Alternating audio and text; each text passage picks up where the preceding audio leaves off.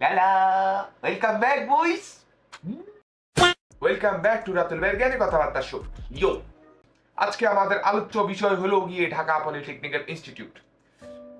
যেহেতু আমি একজন ঢাকা পলিটেকনিক্যাল ইনস্টিটিউটের অষ্টম সেমিস্টারের একজন রানিং স্টুডেন্ট ছিলাম, আজকে আমাদের এক্সাম শেষ হয়ে গেছে, সুতরাং আজকে থেকে আমি এক্স স্টুডেন্ট বলা যায়। তো আজকে এক্স স্টুডেন্ট যখন ট্যাগটা আমার নামের সাথে লেগে গেছে, তখন আমি বুঝতে পেরেছি যে পাওয়ার আগে আর হারানোর পরে সবকিছুই সুন্দর।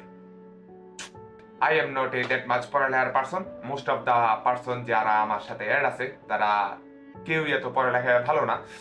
কিন্তু আজকে যখন ঢাকা পলিটেকনিক্যাল ইনস্টিটিউট থেকে আমরা বিদায় নিয়েছি, মনের গহীনে কেন জানি একটা অত্যন্ত ব্যথা অনুভব হয়েছে। I don't know Y. 4 বছর ধরে এই দিনটার অপেক্ষা ছিলাম যে কবে ঢাকা পলিটেকনিক্যাল শেষ হবে, কবে ঢাকা পলিটেকনিক্যাল শেষ হবে, এইখান থেকে বাইরে মু, এখানে বহু স্নেক, এদের সাথে আর দেখা হবে না, জীবনে আর এদের চেহারা দেখতে চাই না, ব্লা ব্লা ব্লা ব্লা ব্লা। কিন্তু আজকে যখন আমি বের হয়ে গেলাম, তখন কেন জানি এদের কথাই সবচেয়ে বেশি মনে পড়তেছে। আচ্ছা, এখন আমরা একটু শুদ্ধ ভাষায় কথা বলি। ঢাকা পলিটেকনিক্যাল ইনস্টিটিউট 2020 থেকে আমার লাইফের সাথে ওতপ্রোতভাবে জড়িত। আমার লাইফে যত কিছু হইছে করোনার পরের থেকে শুরু করে সবকিছুর লগে ঢাকা পলিটেকনিক্যাল ইনস্টিটিউট জড়িত।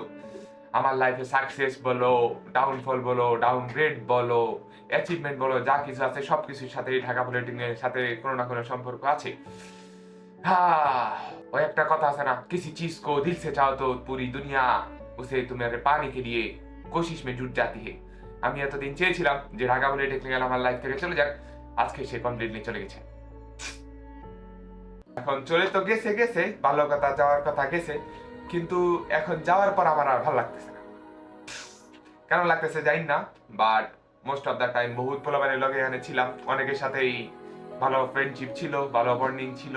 কাইফ, বুশরা, সিফাত, পারিয়াফা, মার্জি, তুরনা, সামিয়া, যদি ওইটার লগে পরে গেঞ্জাম হয়েছিল, রুহি ওইটার লগে পরে গেঞ্জাম হয়েছে, বৃষ্টি, ইমতি, আমার বন্ধু আর ভাই এরকান মাহমুদ লাবিব, জাফর ইকবাল, মৌ, আইরিন আক্তার, শেফা, লামিয়া মুস্তারিন, আদনান হোসেন রবিন,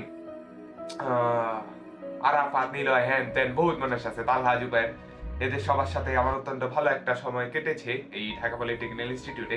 কিন্তু যখন এদের বিদায় দিয়েছি, আমার আর মানে এদের কথা আমি আসার পর থেকে বলতে পারছি না। এখন বাজতেছে অলমোস্ট 8টা, সরি 7টা, কিন্তু আমি বাসা আসছি দুপুর 1টা বাজে। তারপর থেকে আমি শুধু চিন্তা করতেছি ভিডিও বানাবো কি বানাবো না। লাইফে ফার্স্ট টাইম এত বছরের ভিতরে, মানে প্রায় 1 বছর ধরে আমি এসব পালসালের ভিডিও বানাই, আমি কখনো স্ক্রিপ্ট লিখি নাই। আজকে আমি অলমোস্ট 4 বার স্ক্রিপ্ট লিখতে গিয়ে একটা দিছি। আমি বুঝতেছি না আমার সাথে কি হইতেছে। ঢাকা পলিটেকনিক্যাল শেষ হয়ে গেছে, এখন আমার ভালো লাগতেছে না।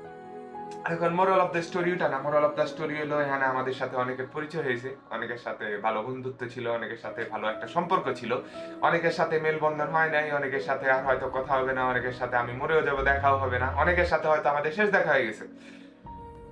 হো,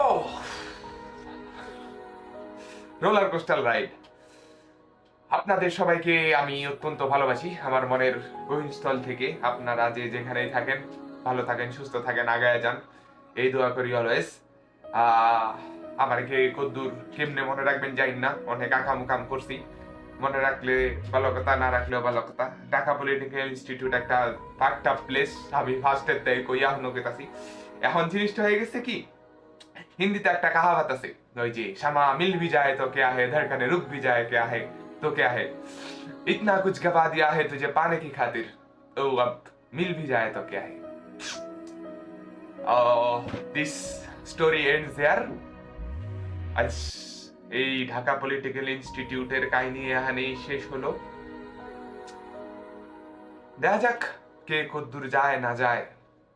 আপনাদের সাথে হয়তো জীবনের কোনো না কোনো মোড়ে আবার দেখা হয়ে যাবে। देखेंगे, रहेंगे एक साथ,